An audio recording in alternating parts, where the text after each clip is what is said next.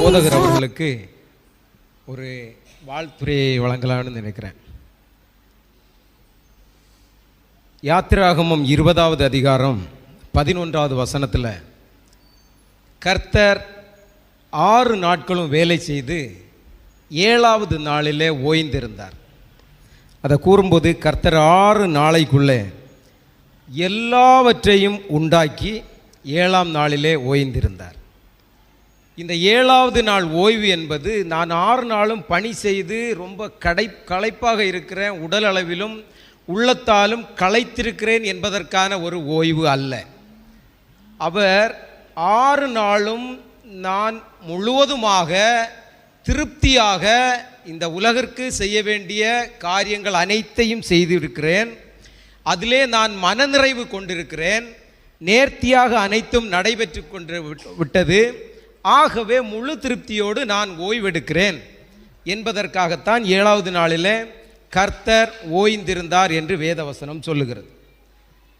அதுபோல் நம்முடைய போதகர் அவர்கள் 4 ஆண்டுகள் நம்மிடம் பணிபுரிந்தார்கள், இறைப்பணி செய்தார்கள்.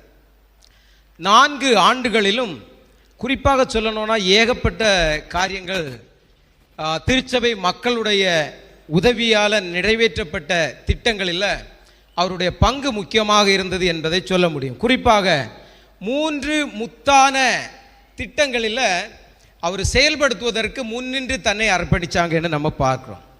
குறிப்பாக 2020ஆம் ஆண்டில் நம்முடைய பாடசாலை மேல்நிலை பள்ளியாக ஆக்கப்படும் சமயத்தில் யார் யார் தன்னுடைய உண்மையான அர்ப்பணிப்பான பணியை செய்தார் என்பதை அவர் நேர்மையாக இருந்து அறிந்து கொண்டது நிமித்தமாகவும் அவர்களுடைய ஊக்கங்கள் இருந்தது நிமித்தமாகவும் சென்ற போதகர் ஜான்சன் ஐயர் அவர்களுடைய காலத்திலே கொடுத்திருந்த அந்த ரெகக்னேஷன் 2020 நம்முடைய போதகர் அவர்களுடைய காலத்தில் நிறைவேற்றப்பட்டது. அது ஒரு முத்தான ஒரு திட்டமாக நிறைவேறியது குறித்து அவர்களுக்கு நிம்மதியாக சொல்ல முடியும், தன்னுடைய பணி திருப்தியாக நிறைவேற்றப்பட்டது என்று.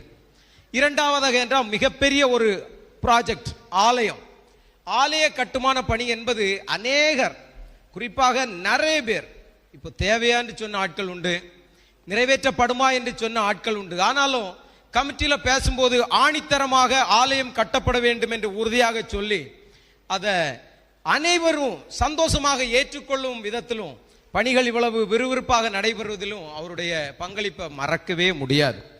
3வதாக நாம் பார்க்கும்போது பொதுவாக அதற்கு முந்தைய காலங்களில் சேகரத்து குருவானவராக இருந்தாலும் சரி, உதவி குருவானவராக இருந்தாலும் சரி, இருவருக்கு எதிராகவும் புகார்கள் போன காலங்கள் மாறி நம்முடைய போதகருடைய காலத்தில் ஒரு கம்ப்ளைண்ட் பேராயரிடம் போகாத அளவிற்கு அவருடைய பணி நேர்த்தியாக இருந்தது. அவர் தனக்கு உதவியாக இருந்த உதவி போதகரை உதவியாக இருக்கிறார் என்பதில் இல்லாமல் ஒரு மகனை போல பார்த்து கொண்டாரு. அப்படிப்பட்டதான ஒரு பிரிவு, போதகருடைய பிரிவு நம்முடைய உதவி போதகர் அவருக்கு மிகப்பெரிய ஒரு இழப்பை ஏற்படுத்தும் என்பதை சபைக்குழுவாக நாங்கள் அறிந்திருக்கிறோம்.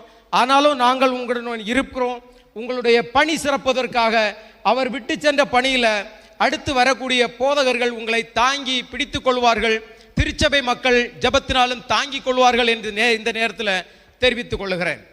அதுபோல தேர்தல் நேரங்களில் இப்படி ஒரு சமாதானமான ஒரு சூழ்நிலை நம்முடைய திருச்சபையில் ஏற்பட்டதை எண்ணி குமரி பேராயத்தில் உள்ள திருச்சபைகள் வியந்து போய் நிற்கின்றது. எப்படி சாதிக்கப்பட்டது இந்த திருச்சபையில்?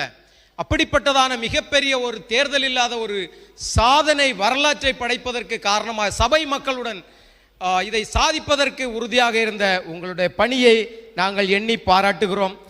ஆக 4 வருடங்களும் நீங்கள் செய்த பணியிலே திருப்தி அடைந்து ஓய்வு பெற்றிருக்கிறீர்கள். ஆனால் நிரந்தரமான ஓய்வில்லை. இன்னொரு கோணத்திலே உங்களுடைய இறைப்பணி சிறக்க வேண்டும். குடும்பம், மனைவி, பிள்ளைகள், மருமக்கள், பேரப்பிள்ளைகள், இந்த சமூகம், அப்படியாக உங்களுடைய பணி சிறக்க வேண்டும்.